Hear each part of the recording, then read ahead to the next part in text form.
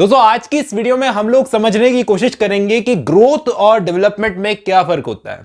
ये टॉपिक जो है बहुत ही बेसिक है लेकिन बहुत ही इंपॉर्टेंट है। बहुत सारे एग्जाम्स में आपसे पूछा जाता है कि आप ग्रोथ और डेवलपमेंट में फर्क बताओ या आप इनसे क्या समझते हो।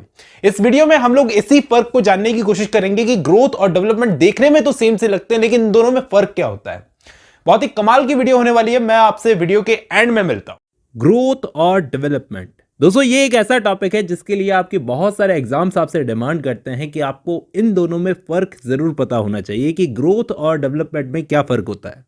सुनने में दोनों सेम से लगते हैं कि ग्रोथ और डेवलपमेंट में क्या फर्क हो सकता है, लेकिन एक एक करके अगर हम समझें तो आपको दोनों में बहुत मेजर डिफरेंस देखने को मिलेगा।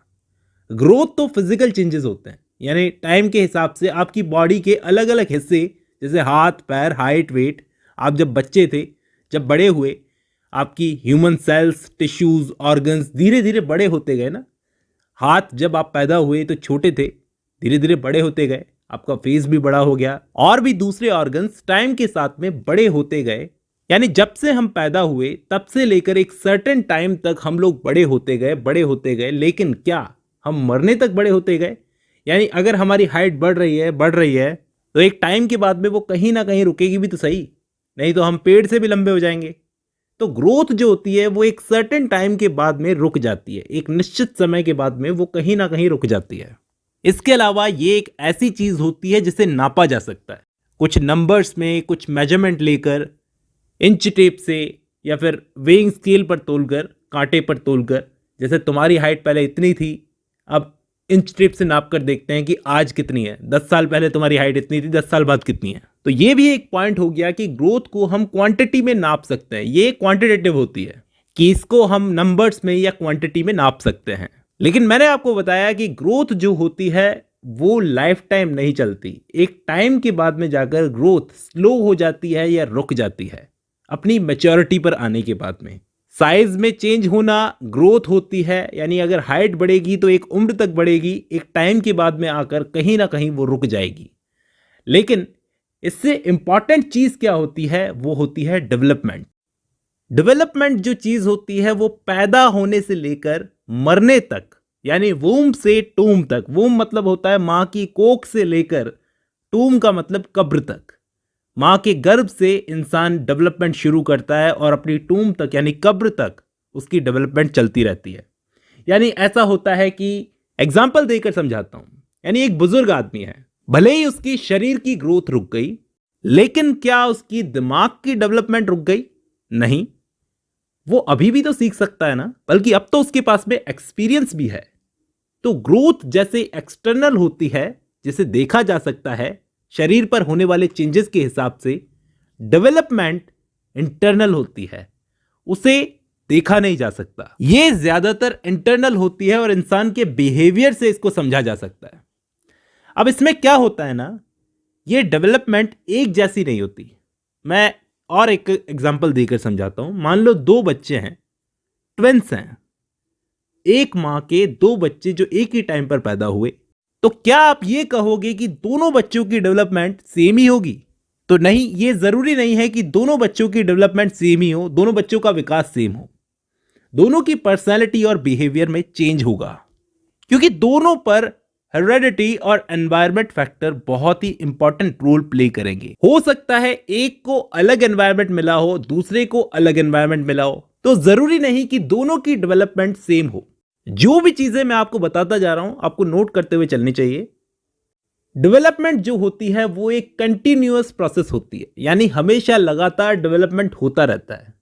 वो बात अलग है कि कभी इसकी स्पीड कम हो जाती है और कभी इसकी स्पीड ज्यादा हो जाती है, लेकिन डेवलपमेंट कभी रुकता नहीं है। कब से कब तक नहीं रुकता है? वूम से टूम तक, मां के गर्भ से मृत्यु तक, जब तक वो मर नहीं जाता। दोस्तों ये सबसे इंपॉर्टेंट बात है। ऐसा कहा जाता है कि डेवलपमेंट हो सकता है कि कभी स्पीड से हो, कभी स्पीड से ना हो, लेकिन कभी रुकती नहीं है। दूसरी चीज ये कि डेवलपमेंट हर किसी का अलग अलग तरीके से हो सकता है। यानी हो सकता है कि कोई 3 साल में बोलने लगे तो कोई 6 साल तक ना बोल पाए। हर किसी में इंडिविजुअल डिफरेंसेस होते हैं दोस्तों। सबका अपना डेवलपमेंट अलग अलग होता है। अब इसी से जुड़ी हुई एक और बात आपको नोट कर लेनी चाहिए, सब में इंडिविजुअल डिफरेंसेस होते हैं। कोई 3 साल में बोलना सीखता है तो कोई 6 साल में बोलना सीखता है, लेकिन सारे जो जीव होते हैं अपना अपना एक फिक्स्ड पैटर्न फॉलो करते हैं। ये फिक्स्ड पैटर्न क्या होता है मैं समझाने की कोशिश करता हूं। यानी समझने की कोशिश करो कि कोई बच्चा है, वो 3 साल की उम्र में बोलने लगा, लेकिन दूसरा बच्चा अभी तक बोल नहीं पाया। तो इसका मतलब ये तो नहीं कि दूसरा बच्चा कभी बोलेगा ही नहीं। हां, वो बोलेगा लेकिन थोड़ा लेट बोलेगा। तो पैटर्न तो सेम ही होगा ना, पैटर्न तो सेम ही होगा, बोलेगा तो सही ना। अगर एक बच्चा जल्दी चलने लग गया तो इसका मतलब ये तो नहीं कि दूसरा बच्चा कभी चलेगा ही नहीं, वो भी चलेगा लेकिन थोड़ा लेट चलेगा। सारे के सारे जीवों का एक अपना फिक्स पैटर्न होता है, सारे एक फिक्स पैटर्न के अंदर ग्रोथ करते हैं, लेकिन सब में इंडिविजुअल डिफरेंसेस होते हैं। कोई जल्दी चीजें सीखता है तो कोई लेट सीखता है, लेकिन पैटर्न सारे सेम ही फॉलो करते हैं। उम्मीद करता हूं समझ में आ गया होगा दोनों में फर्क। ठीक है, तीसरी इंपॉर्टेंट चीज ये कि डेवलपमेंट जो होता है वो एक ऑर्डर में ही होता है दोस्तों। ये ऑर्डर में होने का मतलब क्या है? सीक्वेंस से, यानी इंसान एक के बाद दूसरी, दूसरी के बाद तीसरी, तीसरी के बाद चौथी, ऐसे चीजें सीखता है। यानी अगर आज की डेट में 4th क्लास के बच्चे को अगर मैं सिगमंड फ्रॉयड पढ़ाने लगूं, समझाने लगूं, तो वो नहीं समझ पाएगा। लेकिन आप जो ये वीडियो देख रहे हो, अगर आपने सिगमंड फ्रॉयड तक इंफॉर्मेशन कलेक्ट की है अपने हिसाब से, नहीं, आज आपकी समझ इतनी विकसित है कि आप सिगमंड फ्रॉयड को समझ सकते हो, लेकिन 4th क्लास का बच्चा नहीं समझ पाएगा। लेकिन एक टाइम आएगा जब वो समझने लगेगा, ठीक है। लेकिन उस टाइम तक पहुंचने के लिए उसे ग्रेजुअली काफी सारी चीजें सीखनी पड़ेगी, तब जाकर वो सिगमंड फ्रॉयड को समझ पाएगा। समझ रहे हो? तो डेवलपमेंट जो होती है वो एक ऑर्डर में होती है दोस्तों। एक के बाद दूसरी, दूसरी के बाद तीसरी, चौथी, ऐसे चीजें सीखता है इंसान। चौथी चीज हमें यह ध्यान रखनी है कि डेवलपमेंट को प्रेडिक्ट किया जा सकता है, यानी भविष्यवाणी की जा सकती है कि आज पूत के पांव पालने में दिख सकते हैं। जैसे आज अगर कोई बच्चा खेल कूद में इंटरेस्ट लेना शुरू करता है तो कल ये स्पोर्ट्समैन बनेगा, इसको हम प्रेडिक्ट कर सकते हैं। या फिर क्रिकेट, हॉकी या वॉलीबॉल में वो इंटरेस्ट लेगा, इस चीज को हम प्रेडिक्ट कर सकते हैं। तो डेवलपमेंट को प्रेडिक्ट किया जा सकता है। तो आखिरी पॉइंट हमें यह याद रखना है कि डेवलपमेंट जो होती है वो जनरल से स्पेसिफिक की तरफ होती है। यानी अगर मैं आपको समझाने की कोशिश करता हूं, कोई बच्चा है, उसको अगर भूख लगती है तो वो रोना शुरू कर देता है। उसे अपनी मां के पास में जाना होता है तो वो रोना शुरू कर देता है। उसे अगर कोई टॉय चाहिए होता है तो वो रोना शुरू कर देता है। तो ये एक जनरल चीज है कि बच्चे को अगर कोई भी चीज चाहिए होगी तो वो रोना शुरू कर देगा जब वो छोटी सी एज में होगा। लेकिन वो जनरल से स्पेसिफिक की तरफ कब बढ़ेगा? क्या वो बड़ा होता जाएगा उम्र के हिसाब से, तब भी क्या वो छोटी छोटी चीज पाने के लिए रोना शुरू कर देगा? नहीं, वो कुछ स्पेसिफिक चीजों के लिए ही रोएगा बड़ा होने के बाद में, जो चीजें उसे बहुत ज्यादा हर्ट करें। तो जब वो बड़ा होने लगता है तो तब हमें समझ में आने लगता है कि ये क्यों रो रहा है। तो डेवलपमेंट जो होता है वो जनरल से स्पेसिफिक की तरफ होता है। ये मोस्ट इंपॉर्टेंट पॉइंट्स मैंने आपको डेवलपमेंट के बारे में समझाए। तो आपको ग्रोथ और डेवलपमेंट में फर्क समझ में आया होगा। अब मैं आपको बताता हूं कि डेवलपमेंट की कुछ स्टेजेस होती है दोस्तों, कुछ इंपॉर्टेंट स्टेजेस जो आपको पता होने चाहिए।